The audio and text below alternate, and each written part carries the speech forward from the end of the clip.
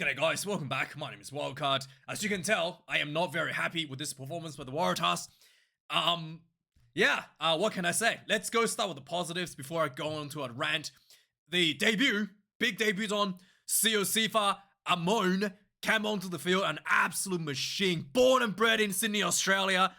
Scored 2 tries tonight, including that crucial final try that pulled the Waratahs ahead for the win. Outstanding, just big, powerful leg drive, and he's probably put Tanela Tupou on notice for a potential shot at the starting position for the Wallabies. He was absolutely outstanding, and just energy, power, something that I think Tupou maybe lost a little bit in recent times. And good scrummaging for Tupou tonight against Ethan de Groot. Won a big scrum there in the game with the big good leg drive, and being able to stay squared against that little boring in angle from de Groot. So yeah, really well done for Tupou as well there. But I think this man, boy, I was very happy, very excited to watch him score that try. But hey, that's probably all the positives I have to say for the Waratahs. This was an absolute embarrassment. To be honest, this was an embarrassing performance by the Waratahs. There are more wallabies out there than the actual wallabies for the Waratahs. This is probably the most expensive Super Rugby team ever, right? Swali himself is worth $5 million. And after the Rebels went down last year, Waratahs literally had the best players funneled into the team, right? Including Tupou, Leota, Andrew Callaway. Who else was there? Andrew Callaway. Oh, Darby Lancaster as well. Like, absolutely stacked with talents in this Waratahs team to almost losing at home to this Highlanders team that has Ethan de Groot as a regular All Blacks player, and then I think Fakatava had like 1 test cap or something 3 years ago. That's it. That's it for the Highlanders, and the Waratahs almost lost. Like, my goodness, look at this Waratahs team. Like, how do you almost lose this one? It's just, my God. And I don't want to call this out. I thought Angus Garner was a little bit biased towards the Waratahs as well, okay? I was a little bit embarrassed by some of the calls. I was like, Gus, that's a bit 50-50 when the Waratahs way again. But hey, I don't want to criticize the referee too much. Angus Garner generally pretty good. But let's talk about what's actually really bad from the Waratahs. The box kicks. Obviously, the people at Rugby Australia don't watch rugby before they hired Dan McKellar. This is what he does. This is the only game plan that he knows. Box kicks, and try to milk a penalty, right? Guys, milk a penalty, please. Right? This is what he did with the Brumbies a few years ago. This is what he's doing with the Waratahs. With all the talent in the world, you think he can do anything else but try to milk penalties and kicking box kicks for a high ball, right? Like, when I saw this, Dave Parecki, I was genuinely embarrassed, right? Look at him. Look at him. Oh my God, he's gone, right? He's gone. How did this guy pass, the HIA, right? How did this guy pass HIA after this, right? How did he pass HIA after this and let it back onto the field? It's beyond me. But man, look at this. Look at this tackle here. Oh my goodness. Oh wow. Oh my God. He's so gone. He's like dead. Oh my God, he's dead. How did he, the doctor that let him back onto the field should lose his doctor's license, right? After that, right? Or he's just milking it. Which one is it?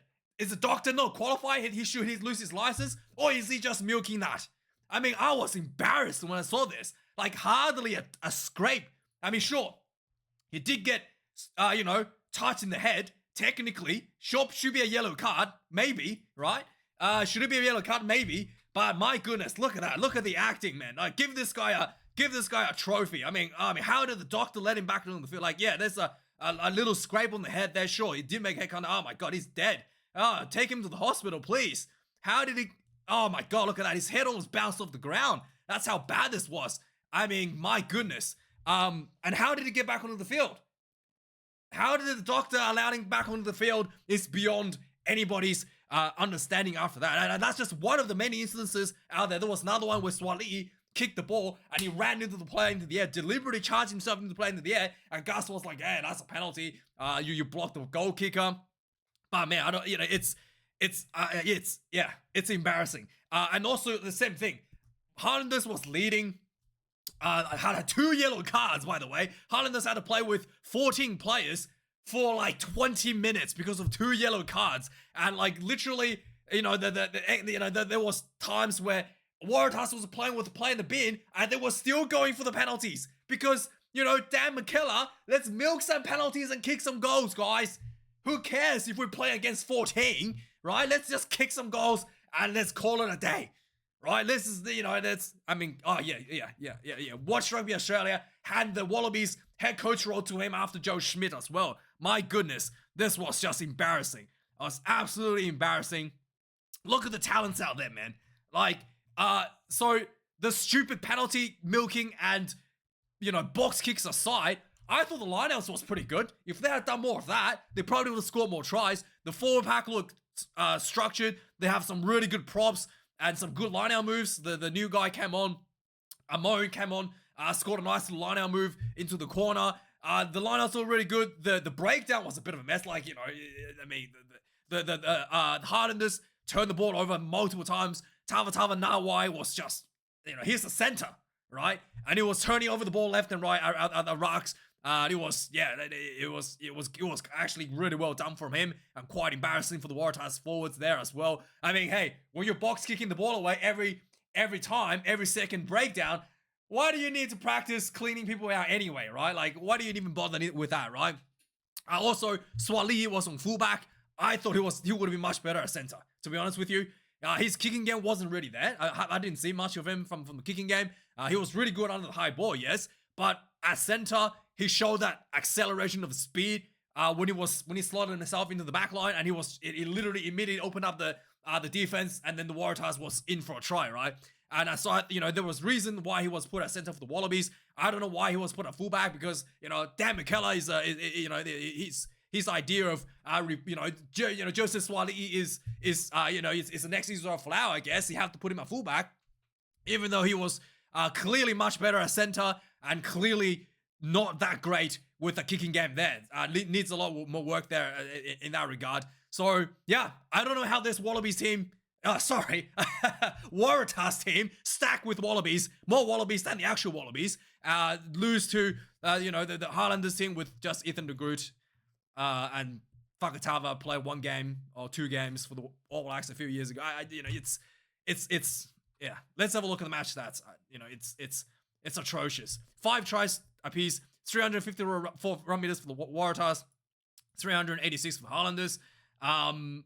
Turnovers 11 apiece, 112 tackles made for the Waratahs, 168 for the Highlanders, 29 missed tackles for Highlanders, 19 for the Waratahs, 33 kicks for the Waratahs. My goodness, 80 kick meters. So it just box kicks all day. You see, Highlanders only made 25 kicks, and they kicked more meters than the Waratahs.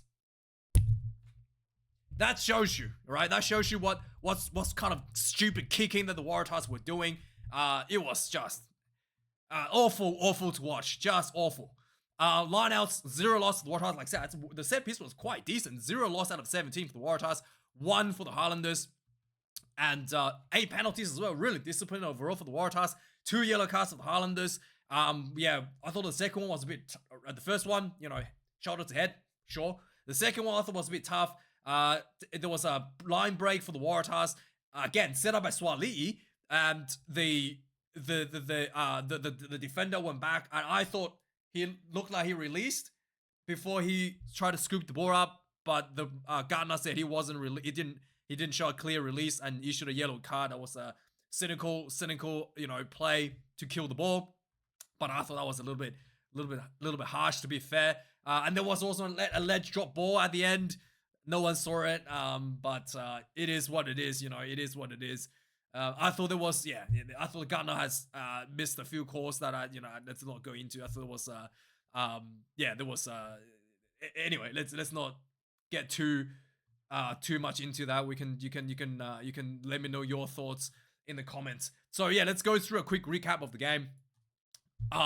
So yeah, the Highlanders scored their first try from their box kick. Brilliant strategy. The ball like bounced, knocked backwards by Swali'i, and then Highlanders scooped that up, ran down 50 meters down the sideline. Tangi Tau goes in for the first try, 5 points to nil.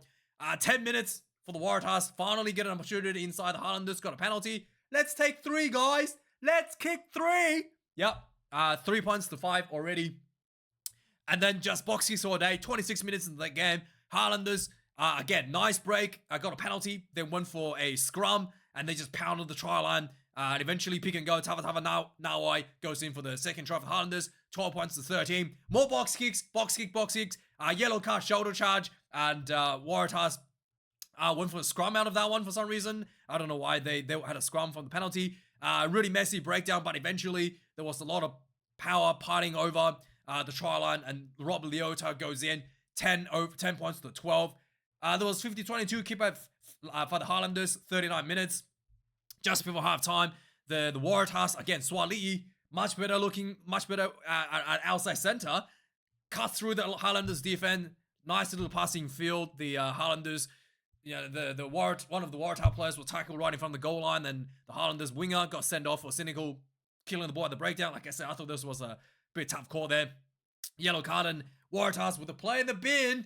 Let's kick 3, guys. Yeah, 3 points to 12, going to halftime, winning by 1. Good enough. Yeah, 2 yellow cards, happy to go into halftime with just 1 point lead. That's the mentality of the Wallabies team out there tonight. Yeah, 41 minutes into the game in the second half, there was a 50-minute penalty attempt for the by the Highlanders. They missed, just trying to run the clock down. 44 minutes, another penalty to the Highlanders. Tupou taken out of the 9 without the ball. Highlanders kicked this one, 13 points to 15. 47 minutes into the game, there was finally the Waratahs decided to go for a penalty for a line out. They went for the line out, they went for the more. Just easy as that. Like, nice, really nice structure. Wiggled forward, and Pareki went in for the try. 20 points to 15.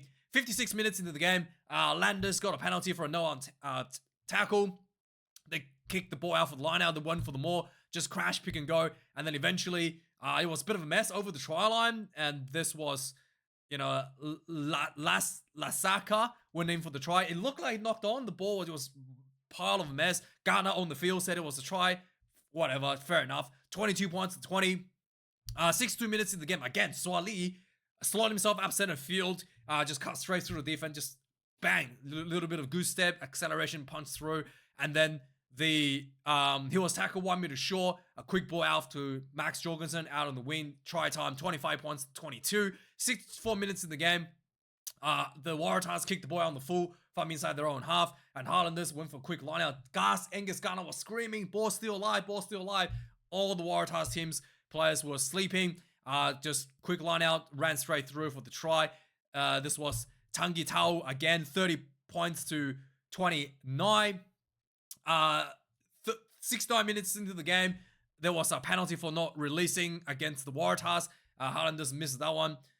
And then the 71 minutes into the game, there was a goal line dropout, and then I think there was a 22-meter dropout. Highlanders ran back. There was a bunch of missed tackles. Good ball out wide to the winger, and the Highlanders got close. Lots of pick and go, and eventually it was crashed into the corner. Tau Tai goes in for the Highlanders. 37 points to. This was. Yeah, 37 points to, 36 points to 30. Highlanders lead going to the last 10 minutes. And the Waratahs finally decided to play some rugby. It took all the way till the 80-minute mark, pounding the try line. And then the big boy, Amon, goes in for the final try. Yeah, scored 2 tries. So 67 minutes, there was a 5-meter line out. Sorry, I missed this one. This is a 5-meter line out for the Waratahs.